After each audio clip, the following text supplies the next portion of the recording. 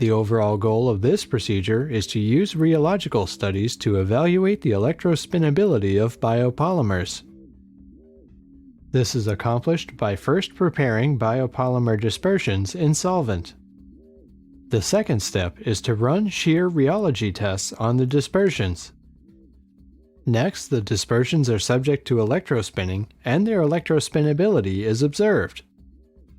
The final step is to correlate the shear viscosity data with electrospinnability. Ultimately, an electrospinnability map can be constructed as a function of biopolymer concentration and solvent composition. Though the method can provide insight into the effect of molecular interaction on the electrospinnability of starch and pullulan, it can also be applied to the electrospinning of other polymer systems.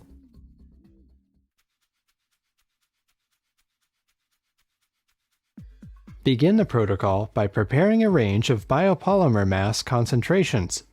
Produce samples with mass concentrations of 0.1 to 30% by first weighing the biopolymer powder into a 50 ml test tube. For this video, starch, shown here, or pullulan is used. Take account of the moisture content of the powder before adding aqueous dimethyl sulfoxide solution. Once this is done, put a stir bar in the biopolymer solution.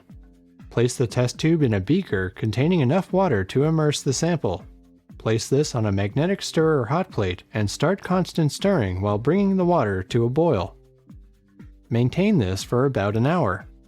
When the hour has ended, turn off the heat and allow the dispersion to cool to room temperature. Once at room temperature, the dispersion is ready for rheological.